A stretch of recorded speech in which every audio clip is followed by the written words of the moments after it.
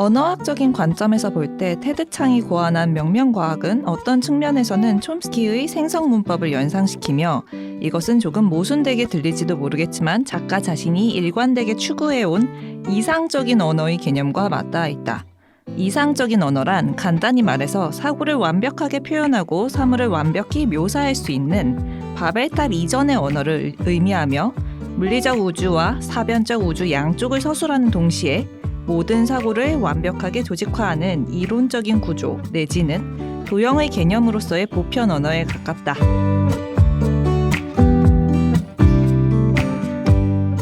어른과 아이 그 사이 어디쯤에서 고군분투하고 있을 우리들의 사춘기에 대해 책으로 이야기를 나누어 보는 우리가 사랑하는 사춘기 우사사 59번째 이야기를 지금부터 시작하겠습니다. 네, 안녕하세요. 우사사 59회 저는 얌얌쌤입니다. 안녕하세요. 안녕하세요. 쿠키님, 차차님 반갑습니다. 사이언스 픽션, SF, 과학소설 이렇게 과학소설하면 저에게 가장 먼저 떠오르는 작가와 책이 바로 오늘 저희가 리뷰하고자 하는 이 책 테드 창의 당신 인생의 이야기입니다. 오늘 저희가 다루게 될 당신 인생의 이야기에는 총 8편의 단편과 중편이 실려 있는데요. 바빌론의 탑, 이해, 0으로 나누면, 내 인생의 이야기, 72글자, 인류과학의 진화, 지옥은 신의 부재, 외모지상주의에 관한 소고 이렇게 8편인데요. 저희는 오늘 그중에서 내 인생의 이야기와 이해라는 소설 두 가지에 대해 이야기를 나누고 시간이 허락한다면 간단하게 조금 더 다뤄보도록 하겠습니다. 먼저 내 인생의 이야기는 2017년에 나온 영화 컨택트의 원작이기도 하죠. 줄거리를 제가 말씀드리도록 하겠습니다. 이야기의 시작에서 주인공은 이렇게 말합니다. 내 아버지가 지금 내게 어떤 질문을 하려고 해. 이것은 우리 인생에서 가장 중요한 순간이고 나는 온 정신을 집중해서 모든 것을 빠짐없이 기억에 새겨두려고 하고 있지. 처음에 이걸 읽었을 때는 그저 평범하게 엄마가 자녀에게 아빠랑 연애했던 옛날 이야기를 전해주는구나 하고 생각하게 되는데요. 끝까지 다 읽고 나면 이 첫 부분이 굉장히 흥미롭고 많은 것을 압축하고 있다는 걸 알게 됩니다. 사실 이렇게 말하고 있는 주인공은 아직 엄마가 되지 않은 상태입니다. 그렇다고 해서 알지 못하는 미래의 딸에게 이야기를 하고 있는 것도 아닙니다. 주인공은 이미 자신에게는 딸이 있을 거라는 것, 그리고 지금 사랑에 빠진 이 남편과 결국에는 헤어지게 될 것이라는 것, 그리고 사랑하는 딸을 훗날 갑자기 잃게 될 것이라는 것까지 모두 알고 있습니다. 주인공이 지금의 남편을 만나게 된 것은 다름 아닌 외계인의 출현 때문입니다. 주인공은 언어학자인데요. 어느 날 군인과 물리학자가 주인공을 방문합니다. 그들은 외계인들이 내는 소리를 녹음해 와서 주인공에게 언어학적 특성에 대해 의견을 묻습니다. 당연히 그 소리만으로는 언어학적 특성에 대해 알아낼 수 없었고 주인공은 외계인들과 직접 접촉하기를 원합니다. 까다로운 과정을 거쳐서 주인공인 나와 물리학자인 게리는 헵타포드라 부르는 외계인들과 정기적으로 접촉하며 소통과 연구를 시도해 나갑니다. 주인공은 결국 그림 혹은 낙서 혹은 정교한 그래픽 디자인처럼 보이는 헵타포드의 언어를 조금씩 이해해 나가게 되는데요. 몸이 방사상 대칭으로 이루어진 헵타포드는 앞과 뒤, 선과 후의 구분이 없습니다. 주인공은 그들이 사용하는 언어 역시 시작이나 끝이 없는 회전하고 수정하며 어표들을 결합하는 방식의 문자체계를 사용하고 있다는 것을 알아냅니다. 그들은 마치 자신들의 몸처럼 어떤 식으로 회전해도 읽을 수 있는 방사상 대칭인 구문으로 글을 그려나갑니다. 주인공은 그들의 문자를 어휘 문자로 명명하고 연구를 지속합니다. 한편 물리학자인 게리는 헵타포드들이 페르마의 최단 시간의 원리에 반응한 이후에 그들의 수학과 물리체계가 결국 인간의 것과 인지작용은 반대이면서 같은 것이라는 것을 알게 됩니다. 페르마의 원리는 변분의 원리인데요. 인간에게 그것은 인과관계로 설명할 수 없는 법칙으로 매우 난해한 차원의 법칙이지만 그들은 그것을 기본으로 삼고 있으며 그것은 결국 빛, 광선의 성질과 통합니다. 빛은 어느 두 점을 지날 때 최소의 시간이 걸리는 경로로 이동한다라는 것이 페르마의 최단 시간의 원리인데요. 공기에서 물로 빛이 진행한다면 최단 거리가 아니라 경로가 꺾이더라도 언제나 최단 시간의 경로가 선택된다는 것입니다. 그렇다면 빛은 어떻게 수많은 경로 중에 최단 거리를 알고 선택하는 걸까요? 미리 모든 것을 알고 계산을 끝마치지 않는 한 이것은 불가능합니다. 주인공은 그 지점에서 헵타포드의 언어를 이해하기 시작합니다. 인류가 순차적인 의식 양태를 발달시킨 것과 달리 헵타포드는 동시적 의식 양태를 발달시킨 거죠. 헵타포드는 모든 사건을 한꺼번에 경험합니다. 소설 중간중간에 주인공은 앞으로 태어날 딸과 함께하는 사랑스러운 일상들을 추억하듯 서술하고 있습니다. 아이의 웃음소리가 얼마나 사랑스러운지, 사춘기의 모습마저 얼마나 이쁘고 그리운지, 그리고 아이의 25, 아이가 세상을 떠나게 되는 것까지요. 헵타포드의 언어를 이해할수록 주인공은 자신의 경험 역시 하나로 인식하게 되는 것입니다. 제가 처음에 읽어드렸던 첫 구절이 생각나시나요? 내 아버지가 지금 나에게 어떤 질문을 하려고 해. 이 질문은 아이를 갖고 싶은지 아내에게 남편이 물을 것이라는 것을 주인공이 이미 알고 있다는 것을 보여주고 있는 것이지요. 네. 줄거리는 여기까지입니다. 재밌게 읽으셨습니까? 줄거리 소개가 너무 훌륭한 것 같습니다. 제가 많이 읽었거든요. 너무 좋아하는 책이어서 진짜. 처음에 읽었을 때는 아마 줄거리를 이렇게 쭉 이야기하기 어려워했을 것 같아요. 진짜 너무너무 좋죠. 저도 정말 좋아하는 단편인데 과학 소설이 이렇게 아름다울 수 있다니 너무 네. 눈물 나게 아름답다. 자, 여기서 조금 더 쉽게 이런 언어 체계를 배우게 되면서 우리의 어떤 삶을 동시적으로 한꺼번에 이제 삶부터 죽음까지를 모두 다 경험했어요. 경험을 한 거예요, 이미 내가. 근데 인간의 세상은 그게 순차적으로 흐르고 있으니까. 그럼 나는 그 삶을 그대로 선택할 것인가? 그 태도가 여기 루이즈의 태도잖아요. 네. 그게 제가 아까 아름다움이 뭐냐라고 했을 때 그 주인공의 태도가 많은 부분을 차지하고 있는데 결국 딸이 25살이 됐을 때 불의의 사고를 당해서 죽잖아요. 네. 사고사로.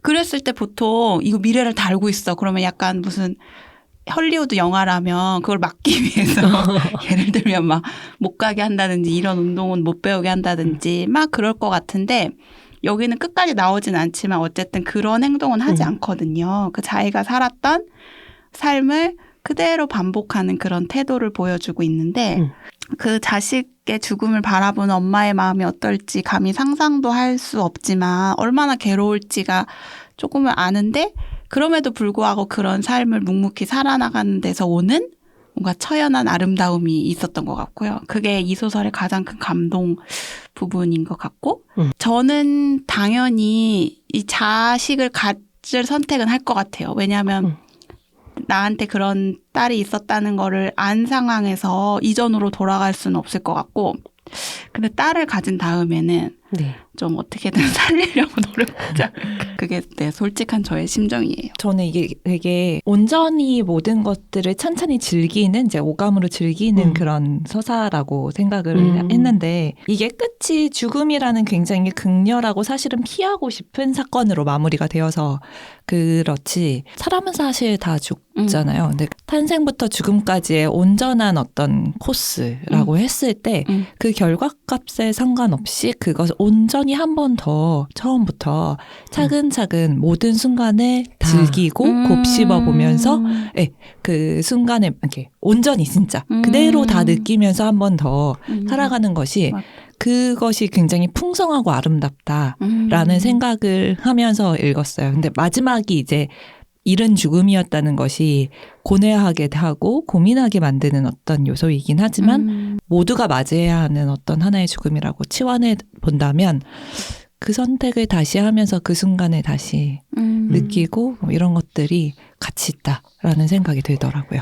진짜 그런 것 같아. 이게 처음 겪었을 때는 처음 있는 일이니까 당연히 정신없이 막 지나가는 부분이 그렇죠. 있잖아요. 근데 그거를 한 번 더 했을 때 느껴지는 정말 그 풍성함, 감사함도 더 있을 것 같고요.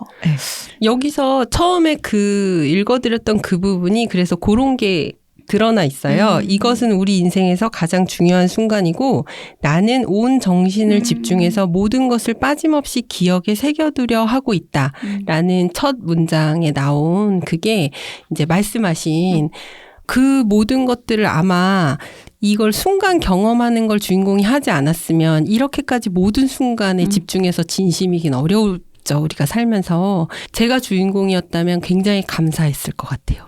네, 맞아요. 저도 그렇게 생각해요. 그렇게 선택할 수 있는 지금의 삶, 인간의 기회가 굉장히 감사하고 굉장히 너무 기쁜 마음으로. 그러니까 이거를 인생에 딱 적용을 좀 시켜보면 남편을 처음 만난 그 순간으로 그건 좀 다른 것 같아요. 언니 사랑꾼 사랑꾼. 아니 그건 좀 다른 것 같아요. 자식과 네 여기까지만. 근데 진짜 행복했던 일은 네. 더 감사할 것 같고요. 힘든 어떤 일은 언제 지나가는지 알잖아요. 그쵸. 조금 내가 더 이게 가벼울 수 너무 있죠. 힘들지만 지나갈 거야. 또는 그 힘듦 속에서도 왜 우리가 되돌아보면은 거기에서도 감사할 일이나 아니면은 우리가 이걸 통해서 성장했구나 하는 것들을 알잖아요. 그 부분을 생각하면서 그 시간을 보내겠죠. 네. 네. 그래서 이 책이 주는 교훈이라고 하기엔 그렇지만 현실도 마치 이런 것처럼 한번 그렇게 그쵸. 찬찬히 음미하면서 네, 맞아요. 살 수 있겠다. 네, 저는 그렇게 느끼면서 읽었어요. 네. 책에서 또 우리가 되게 굉장히 흥미롭게, 그러니까 이 작가가 딱 캐치하게 되는 그 아이디어의 부분들이 인트로에서도 읽었지만 언어와 연관된 부분이 굉장히 많고, 사실 작가가 굉장히 천재적이지 않습니까? 이제 이 책들을 읽다 보면 동시대에 이렇게 천재가 있으면 굉장히 전 너무 감사하고 제 즐길 수 있어서 되게 좋은데, 그런 어떤 아이디어, 천재적 아이디어 중에 하나가 그 언어에 대한 거예요.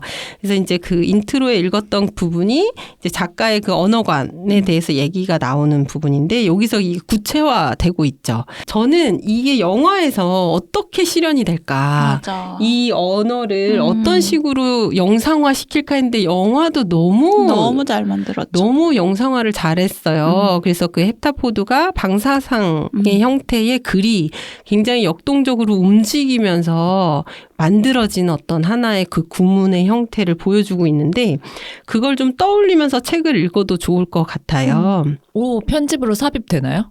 아니요? 네. 저작권. 그거와 연관지어서 세상에 대한 인식이 이런 언어의 사용과 얼마나 밀접하게 완전히 유기적으로 결합해 있는가. 굉장히 재밌는 부분이죠. 시간을 흐른다라고 표현하는 것도 우리가 시간을 그쵸. 인식하는 것과 언어가 완전히 일치하죠. 그러니까 우리의 순차적인 인식의 그런 어떤 상태를 언어에서도 흐른다라고 표현을 하고 있잖아요. 언어가 사유와 얼마나 뭐가 먼저인지는 알 수 없지만 얼마나 밀접하게 관련돼 있는가, 이런 건 너무 재밌고요. 시간이 흐른다라고 했을 때 그 흐른다가 주는 어감과 그 타임 패스라고 했을 때 그 패스가 주는 어감은 되게 다르네요. 달라요. 그쵸. 그래서 우리는 크리스마스가 다가오고 있어 이렇게 하잖아요. 한국어는 이러한 인식이거든요. 근데 네. 다른 언어는 인간이 거길 향해 다가가는 거예요. 네, 그렇게 인식하는 언어들도 있어요. 그런 것도 되게 흥미로운 것 같아요. 그래서 네. 이제 모든 사고방식이 문화의 차이를 만들어내듯이 우리와 완전히 다른 그 외계인의 사고방식은 진짜 다르겠죠. 그래서 이걸 어떻게 사실은 이게 외계에 대한 물들이 많잖아요. 외계에 관한 영화, 책 이런 게 많아서 더 새로운 게 어떤 게 있을 수 있을까라고 했을 때 그 상상력이 테드창은 진짜 대단하다. 맞아요. 네. 그 부분이 또 이 소설에서 인상적인 부분이었는데요. 근데 일반 통속적인 영화 같은 데서 보면은 이제 외계인은 침략하는 존재로서 좀, 왜냐하면 그 사람들이 우리한테 먼저 다가왔다는 맞아요. 것은 네. 다가올 수 있는 기술력을 가지고 있다는 뜻이니까 기술적으로는 우리보다 발전된 상태이고, 발전된 그들이 왔다는 것에 약간의 어려움을 느끼는 두려움도 있죠. 그쵸. 그런 상상들이 많은데, 여기서는 우선 그들과 접속하게 되었지만 그들이 가지고 있는 새로운 체계라든지 아니면 사고방식, 대표적으로 지금 이 언어가 보여주는 이런 것들이 우리를 새롭게 생각하게 하고 다른 방향으로 이 생각이 열리게 도와준다는 점에서 굉장히 신선하고 맞아요. 아름다운 설정이라고 생각했어요. 맞아요. 그 소설에서도 여기 미국의 지금 군인들은 그걸 항상 지금 염두에 의심하고 두죠. 있잖아요. 네, 그래서 경계태세를 분명히 네, 무슨 정보를 주지 마. 이런 목적을 거. 가지고 왔을 거다. 그러니까 최대한 인간에 대해서는 정보를 드러내면 안 되고 저들의 것만 캐내야 돼. 이게 이제 군인들의 목적인데 사실은 그렇지 않다는 게 밝혀지죠. 네. 정말 그냥 보러 왔다. 그러니까 이 목적이라는 것이 인간이 얼마나, 우리가 아바타 영화도 새로 나와서 봤지만 얼마나 뭔가 다른 행성에 가서 어떤 목적을 가진다 하면 그게 얼마나 착취나 이런 거 너무 슬프죠. 근데 지금 이렇게 접속한 외계인들은 굉장히 순수하게 접속하고 소통하는 것을 했지만 외계인도 다양할 수 있고 그쵸, 또 다른 이 사실을 외계인이 아는 또 다른 외계인은 다른 목적으로 또 올 수도 있죠. 이건 또 열어놔야 되는 것 같아요. 네, 맞아요. 또 흥미로웠던 점이 음성 언어와 문자 언어를 헵타포드들은 그 음성 언어와 문자 언어가 별개인 거예요. 완전히 다른 네. 체계를 네. 가지고 있어. 그럴 수밖에 없는 거예요. 저는 이게 너무 좋았어요. 왜냐하면 우리가 언어와 사고의 양태가 굉장히 다른 거예요. 그러니까 사고는 동시다발적으로 순간적으로 일어나는데 언어는 정말 순차적으로 우리가 표현을 해야 되잖아요. 문자를. 그래서 그게 굉장히 추상적이고 덩어리와 같은 이 사고가 순간 일어나는데 그 사고 자체를 표현하기에 우리 언어는 또 다른 어떤 벽을 건너는 느낌이 들 때가 많았거든요. 근데 테드 창이 그 얘기를 하고 있는 거예요. 지금 인간들이 사용하는 그런 문자 언어가 얼마나 비효율적인가. 헵타포드들의 입장에서는. 그래서 그 사고 자체를 그대로 드러낼 수 있는 그런 언어 체계에 대해서 고민을 한 거죠. 작가가. 그래서 그런 생각이 되게 재밌고 기뻤고 반가웠던 것 같아요. 저는 그걸 읽으면서 언어라는 것은 사실 말씀하신 대로 선형적이고 네. 그리고 이제 순차적으로 이렇게 정리를 해야 되기 때문에 표현이 더 어렵잖아요. 저희가 그쵸. 이게 생각한 바는 굉장히 복합적인데 그래서 요즘 세태는 사실 콘텐츠나 아니면 텍스트를 언어로만 표현하는 하진 것이 않죠. 아니라 이제 복합적으로 그러니까 맞아요. 우리 뭐 복합 양식이라고 부르는 용어로는 시각, 청각, 뭐 시청각 여러 가지. 복합적인 그런 것으로 이제 표현해낸다고 할 때 조금 더 풍성하게 말하고자 하는 바 또는 생각한 바를 전달할 수 있게 되는 게 아닌가라는 생각이 들었고 이러면 이제 언어만 공부하는 게 아니라 공부할 게 늘어나야 되는 건가라는 생각이 또 들었어요. 실제로 새로운 교육 과정에서는 매체가 그렇죠. 굉장히 중요하게 들어와 있고 디지털 문식력 이런 게 강조되고 있어서 이제 언어만 공부해서는 안 될 것 같습니다. 국어 네. 시간에도. 네. 소통이 어떤 식으로 서로 상호 보완적으로 영향을 주는가 이런 것에 대해 주목할 만하죠. 우리가 그렇게 소통하고 있으니까. 그리고 얼마 전에 그런 얘기를 아는 분이 하시더라고요.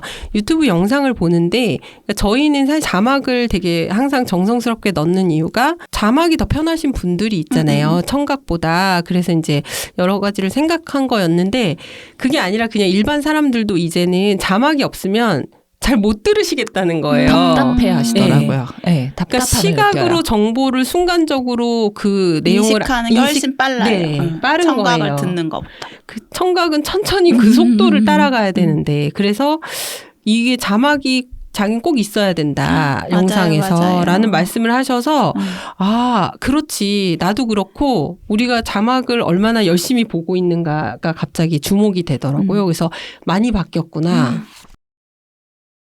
그러면 우리 이제 첫 번째 얘기 마무리 짓고 두 번째 소설 이해로 넘어가서 이야기를 나눠볼게요. 두 번째 함께 나눌 소설은 이해입니다. 줄거리를 요약할 때마다 멤버들마다 특성이 있는 것 같은데 저는 흥미진진을 추구하다 보니까 점점 구체화되고 그래서 굉장히 길어지고 있는데 좋습니다. 제가 너무 그래서 재밌어요. 그 생각을 하게 되는 거 나중에 글보다 더 길어지는 거 아닐까 막 살을 단편 소설보다 더 긴 줄거리. 살을 붙여서 네, 암튼 이해 줄거리를 말씀드려 보도록 할게요. 이 소설은 이해라는 것의 끝판왕. 마지막에는 마치 끝판왕들의 대결? 게임 같다는 생각마저 드는 흥미로운 이야기였는데요. 주인공은 사고로 뇌 손상을 크게 입었습니다. 기존 의학으로는 회복이 어려워서 실험 중인 호르몬 K요법을 시행했고요. 이후에 손상된 뇌세포들이 재생되면서 주인공에게 엄청난 능력이 생기기 시작합니다. 단순하게는 한 번 본 것을 그대로 암기한다든지 멀티 작업을 하는데 각각을 완벽하게 해내는 거예요. 이러한 지능 향상으로 주인공은 수학, 논리적 추론, 공간에 대한 지각, 학습 등 이제는 상대방의 표정 변화, 미세한 근육의 움직임에 대한 즉각적 정보 처리까지 가능해지게 되는데요. 어느 순간부터 주인공은 패턴을 통해 전체 구조를 통해서 상황을 파악하게 되고 이러한 인지 능력의 향상은 곧 위험으로 다가오게 됩니다. 정치적으로 이용당하거나 혹은 실험으로 희생당할 수 있다는 것을 눈치채게 되는 거죠. 그때부터 주인공은 사람들을 따돌리고 은둔 생활에 들어갑니다. 이미 지능이 매우 높기 때문에 사람들을 따돌리는 것은 어렵지 않았고요. 사람들의 속임수도 빠르게 알아차리기 때문에 위험도 쉽게 빠져나갑니다. 사고력의 발달은 신체 제어 능력도 함께 발달시켰어요. 지능으로 육체를 다루게 되는 거죠. 엄청난 집중력으로 가장 효과적으로 신체를 작동시키는 겁니다. 신체의 모든 작용에 대한 이해가 가능하기 때문에 혈압이나 맥박까지도 자유자재로 올리거나 높일 수도 있게 됩니다. 감정도 매우 다양해지는 거죠. 어른들이 서너 살 꼬마 아이를 볼 때 그들의 행동을 예측할 수 있고 또 아이들의 유머나 지적 활동이 좀 유치해 보이듯이 이제 그에게 일반 대중의 행동은 그렇게 보입니다.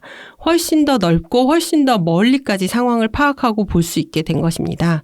그리고 더 거대한 틀 안에서 현상을 바라보고 인지하게 됩니다.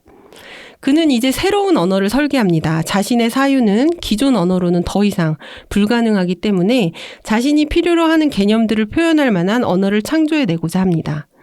어느 날 그는 자신이 투자하고 있는 주식이 5개의 부분에서 손실이 일어나고 있는 것을 보고 누군가가 자신을 지켜보고 있다는 것을 직감합니다. 왜냐하면 주인공은 주식의 패턴이나 흐름을 다 예측할 수 있기 때문에 이것은 누군가가 자신에게 보내는 메시지라는 것을 알아차리게 되는 건데요. 손실이 난 주식의 첫 글자를 따서 보니 그게 곧 자기 이름이었던 것이기도 했어요. 추적해보니까 자신보다 조금 먼저 혼수 상태에서 호르몬 K를 3번 주입받았던 누군가가 있었고요. 그의 이름이 레이놀즈라는 것까지 파악하게 됩니다. 그는 강화된 지능으로 세계를 구원할 무언가를 해야 한다고 믿는 사람이었어요. 레이놀즈가. 하지만 나는 관심이 없습니다. 강화된 지능으로 언어를 창조하거나 혹은 더 큰 존재, 확장된 사유 등에 관심이 있습니다. 나는 미를 사랑했고 그는 인류를 사랑합니다. 그는 지능을 수단으로 보고 나는 지능을 그 자체의 목적으로 봅니다. 두 사람 모두 상대가 위대한 기회를 무시했다고 느끼고 있었고 곧 둘은 대결에 들어갑니다. 그는 나의 모든 공격을 막아내고 그리고 속삭입니다. 자기 파괴 커맨드에 관해 말이야. 자기 파괴 커맨드. 입 밖으로 내면 듣는 사람의 마음을 파괴하게 되는 문장.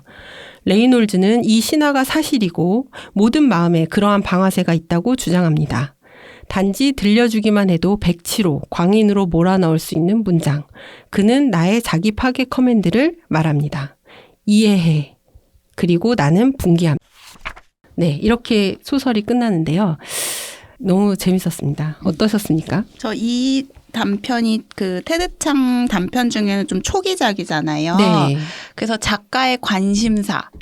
약간 작가가 대중들을 바라볼 때 작가가 우리들을 네, 어린이들처럼 워낙 너무 똑똑한 사람이기 때문에 그 작가의 정말 관심사가 딱 들어가 있고 그 마지막에 두 부류가 대결을 하잖아요. 네. 이런 거 되게 영화에서도 할리우드 영화에도 많은 설정인데 한 명은 그냥 순수하게 지식을 추구하고 싶은 사람, 한 명은 아니다. 그것을 인류를 위해 공헌해야 된다. 라고 이제 주장하는 사람이 딱 대결하는데 제가 보기에 작가는 전자인 것 같아요. 그러니까 작가한테 둘 중에 하나를 고르라고 하면 전자인 것 같은데 마지막에는 전자가 지잖아요. 네. 그것도 참 흥미로웠어요. 어떻게 바라봐야 될까요? 이게 지는 것에 대해서. 이게 사실은 사람으로 나와 있긴 하지만 우리가 한 사람이 이 정도의 광범위한 어떤 지적 체계를 가지고 있는 거는 이제 소설 속이니까 가능했던 거고 현재의 인류로 보자면 그거는 어떤 사람들의 집합 의 헤게모니라든지 그런 것들의 대결이라고 본다면 이 작가는 결국에 신은 실용주의를 택했다라고 얘기하는 거죠. 끝에 그런 부분이 나오죠. 그래서 자기가 붕괴하고 끝나는 건데 이 지점에 대해서는 어떠셨어요?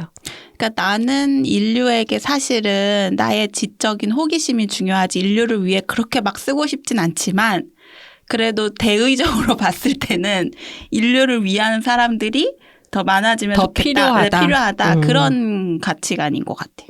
전 양립할 수 있는 가치라고 생각을 하는데, 그러니까 그 원래 이제 문학이나 이제 예술 그쪽에서는 항상 이제 순수 예술주의와 이제 사회 참여적인 예술이 양립해 왔다고 저는 생각하거든요. 근데 이거를 그러니까 순수 예술도 사회 참여적으로 해석하려는 움직임도 당연히 있죠. 그러니까 사회 참여적인 입장에서는 이제 그 주변에 있는 여러 가지를 함께 다루면서 이 순수 예술의 사회 참여적인 의미를 이제 찾아내는 건데, 그것도 뭐 불가능한 건 또 아니고, 또 이제 사회 참여적인 부분에도 이제 뭐 완전히 실각되어 있는 작품도 있을 수 있겠지만, 그렇다 하더라도 그 안에 예술적인 요소들이 충분히 이제 부각되고 살아있는 것들이 이제 있기 때문에 그것도 이제 불가능한 거는 그렇게 해석하는 것도 불가능한 건 아니라서 양립할 수 있는데, 근데 이제 여기에서 이제 자기 파괴 커맨드로서 이해해라는 것이 그 상대방을 붕괴해 버리는 것이 이게 진심이 담겨져 있지 않은 것이기 때문에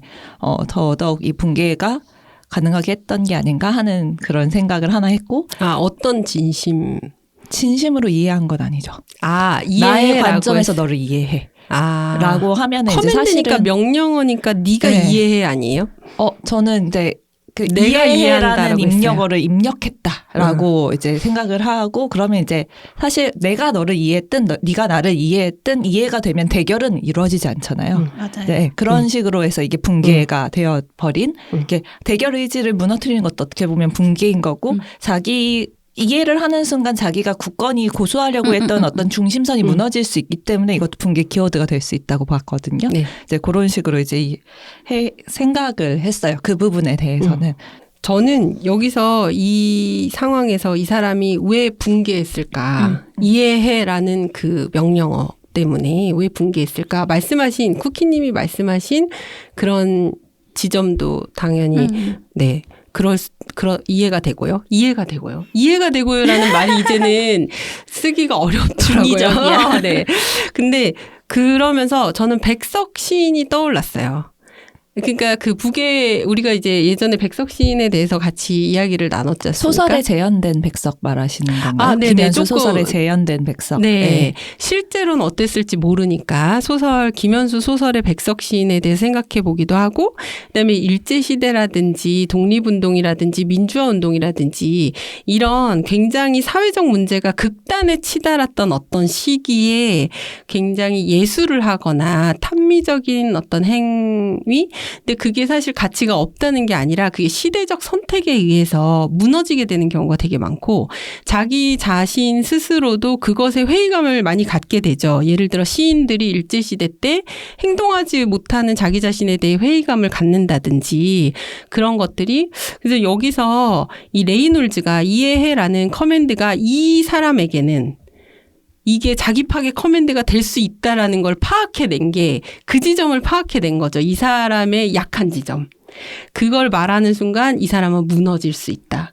그래서 그거를 던지고 이 사람의 기억 자극을 통해서 무너뜨렸다고 했잖아요. 그러니까 자기가 가지고 있는 어떤 인지작용도 아니고 경험 세계, 기억이라는 건 경험 세계인데 그 세계를 자극함으로써 이 사람을 무너뜨려 버린 거예요. 그러니까 자기가 참여하지 못했던 어떤 사회적 행위들, 또 모든 기억에 다 있었겠죠. 그러니까 저는 약간 그런 게 떠오르면서 어떻게 이렇게 이 사람이 가진 그 약점을 딱 알고 자기 파괴 커맨드를 단 한 단어로 했을까. 그것도 굉장히 놀랍고 되게 신기하고 재밌었던 것 같아요. 잔인하죠. 대결인데. 기억 자극을 네. 과거의 경험이나 과거의 그런 것들을 활용하되 잔인하죠. 우리도 절대 떠올릴 수 없는, 스스로도 지워버리고 싶은 그런 어떤 기억이나 경험 세계가 있었을 거고, 이미 기억은 안 나실 거예요. 다 지웠을 테니까. 우리가 스스로를 보호하기 위해 지우잖아요. 근데 이제 이 사람들의 뇌에서는 그런 자극들이 다 활성화될 수 있고, 이제 그거를 할 수 있는 그 약점의 말. 글쎄요. 우와 하고 놀랬던 것 같아요. 그리고 딱 여기 집에 들어설 때 서로 알잖아요. 내가 만약에 이기지 못하면 나는 죽는 거고 그걸 딱 서로 너무 고수니까 딱 알잖아요. 그런 장면도 너무 진짜 액션 영화처럼. 그렇죠. 그래서 너무 이 재밌었어요. 소설을 읽으면서는 액션 영화가 좀 맞아요. 생각이 나고 부분 동물의 세계도 생각이 나고. 네네. 그리고 그 우리가 저기 김영하 작가님의 그 작별 인사할 때도 그런 얘기 했었는데 여기서는 진짜 이 뛰어난 지능을 가지면 어떻게 될까를 너무나 진짜 구체적으로 막 여러 일화를 통해 묘사하고 있잖아요. 맞아요. 이걸 통해 볼 때 진짜 작가는 똑똑하다. 똑똑하지 못하면 맞아요. 이런 상상을 할 수 없고 그래서 그 부분이 너무 재밌었어요. 저는 막 이야기 속에서 손상된 뇌세포가 재생이 되는가 막 이런 거 궁금하고 진짜 재생이 되면 나도 SF를 읽을 자세.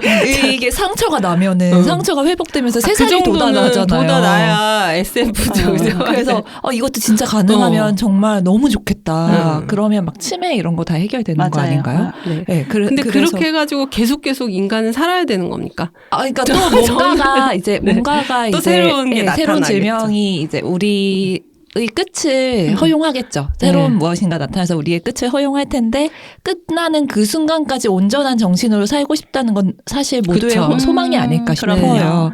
그러니까 뇌세포가 유지 존속될 수 있으면 그 순간까지는 얼마나 좋을까 하는 생각에 이거 되게 좋은 발상이다라고 생각을 했고 또 지능이 육체를 지배한다. 그거 너무 신박하죠. 그러니까 지능이 육체를 지배한다. 뭐 마음이 몸에 영향을 끼친다 이런 얘기는 많이 했지만 지능이 내 신체적인 어떤 제어를 다 할 수 있는 거죠. 근데 맞아요. 생각해 보면 못할 것도 없는 거예요. 지능이 극도로 발전됐을 때 우리는 스스로에 대해 얼마나 민감한가를 인지적인 작용으로 알잖아요. 저는 이거 관련해서 수술할 때도 본인이 가지고 있는 이 의사가 가지고 있는 신경이나 그쵸. 동작의 한계를 더 그 정교하게? 안에서 더 정교하고 이제 보정을 받나 아닌지는 모르지만 그거 할 수 있잖아요. 그런 부분들에 대해서도 충분히 가능한 발상이다. 그것과 연결해 볼 맞아요. 때 그래서 굉장히 아름답고 사실 SF 소설에서의 저는 이제 어떤 가치나 즐거움이 이것을 현실화했을 때 얼마나 좋을까를 생각하고 그거를 추동해 나가는 데에도 있다고 생각하거든요. 그래서 되게 멋지다라고 생각을 했어요. 지능이 아까 이제 뭐 지능이 발달하면 어떨까에 대해서 이제 언어도 언어지만 패턴으로 모든 것들을 인식하게 되는 걸 훨씬 고차원적으로 보고 있는 거예요. 여기서 게슈탈트라는 말이 계속 나와요. 근데 게슈탈트가 정확히 저도 이해가 안 가가지고 계속 게슈탈트에 대해서 이것저것 찾아보는데, 그러니까 구조로 파악하고 패턴으로 파악하고 관계로 파악하고자 하는 그 태도인 거예요. 그래서 고도의 지능 세계가 되면 이런 식으로 모든 것들을 파악하게 되는 거죠. 그래서 생각해보면 우리가 이제 구조주의 관련해서 어떤 하나의 전체 구조로 파악하고 그 구조의 역동적 움직임 속에서 어떤 지식의 구성이나 이런 얘기들을 하잖아요. 그러니까 고도의 지능은 그 전체로 그거를 바라보는 어떤 지능의 세계 로 결론까지는 아니어도 생각하고 있는 거예요, 저자가. 그래서 저는 그런 부분도 굉장히 흥미로웠고, 정말 뛰어난 지능을 가지게 되면 세상을 어떻게 인식할까가 궁금했는데, 그렇지, 이런 패턴으로 보는 것들, 네. 그래서 그 칸트 철학에 보면 관조라는 단어가 나오거든요. 이게 그쵸. 한 걸음 네. 떨어져서 관조했을 때 우리가 그것을 제대로 이렇게 조금 더 잘 인식할 수 있고 이게 성찰로 이어지게 한다 하는 부분이 있어요. 전 그것도 같이 생각이 났어요. 생각이 나네요. 네. 예, 말씀하시니까. 여기에서도 언어와 사유의 관계가 나오잖아요. 내 인생의 이야기랑 되게 닮아 있는 부분이 많아요. 그러니까 그 저자에게 떠오르는 그런 아이디어와 세상을 바라보는 눈이 되게 비슷하게 통하는 면들이 있는데, 그래서 덧붙여서 하고 네. 싶은 이야기가 있었는데요.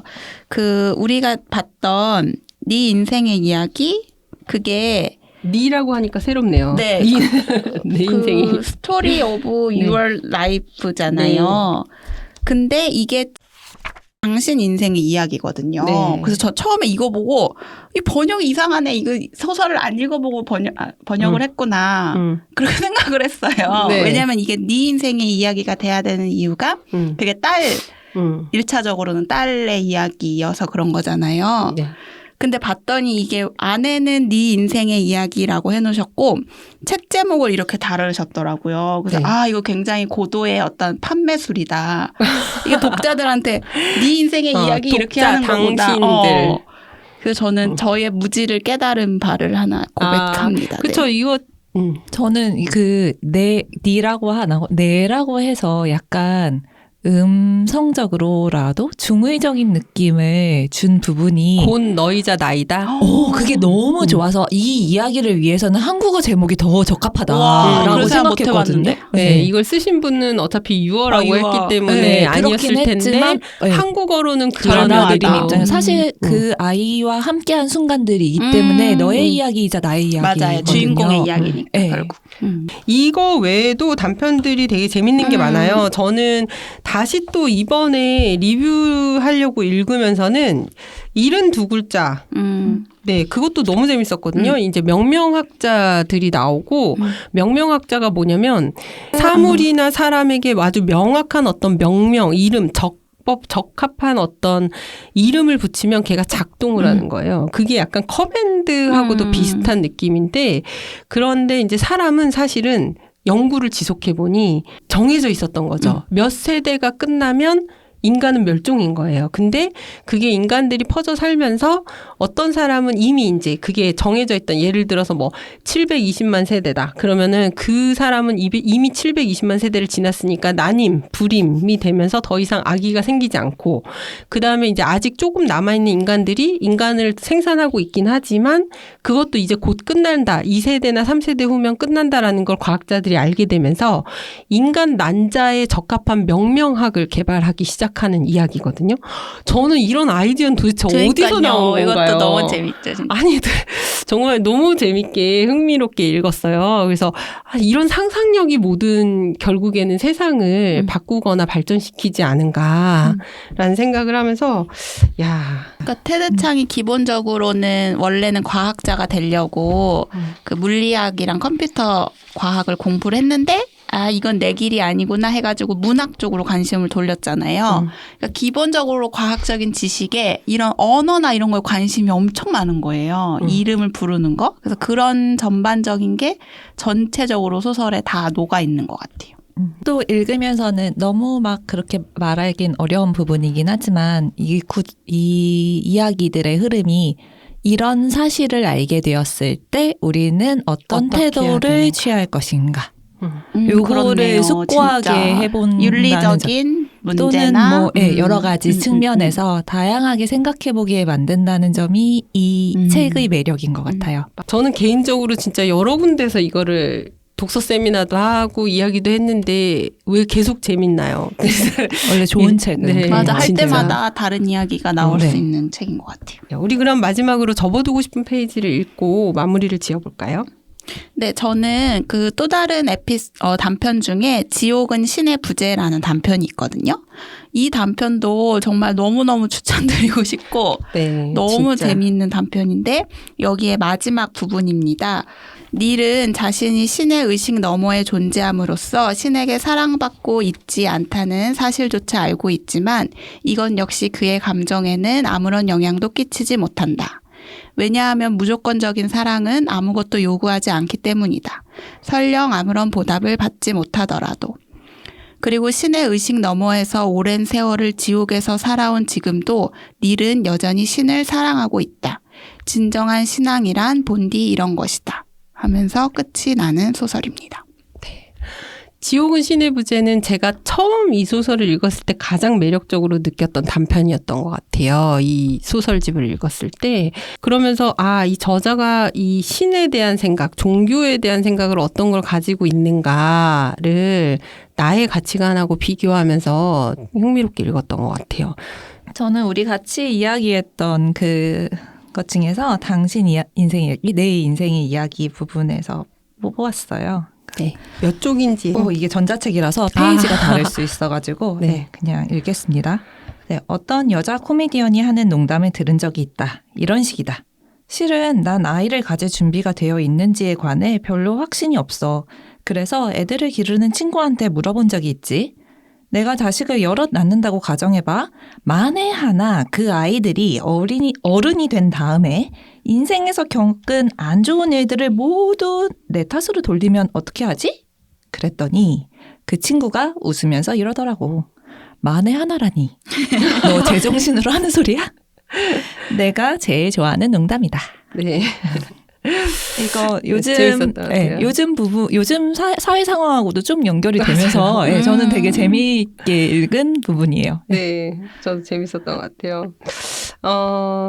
저는 첫 번째 소설인 바빌론의 탑의 51쪽을 읽어드리고 싶었는데요. 바빌론의 탑은 엄청 높이 탑을 쌓아서 하늘의 천장을 뚫고 싶어하는 인간들의 이야기예요. 그래서 끝까지 갔는데 그 끝에서 나온 구멍은 결국 다시 지상이었던 거예요. 그 엄청난 스포일인데. 알고 읽어도 재밌지 않나요? 그 우리가 아까 말했듯이 인생도 알고 살아도 오감을 느끼며 사는 게 의미가 있듯 읽고 또 읽고 수습하고 계십니다. 네. 네. 자, 여기서 보면은 원통형 인장이라는 말이 나와요. 51쪽에. 그래서 이해하는 데 좀 도움이 되는데요. 원통형의 인장을 대고 바닥에 대고 굴리면 원통이 남긴 자국은 하나의 그림을 형성하고 점토판 위에서는 각자 반대편에 서 있는 두 인물도 사실 원통 표면에서는 나란히 서 있을 수 있다.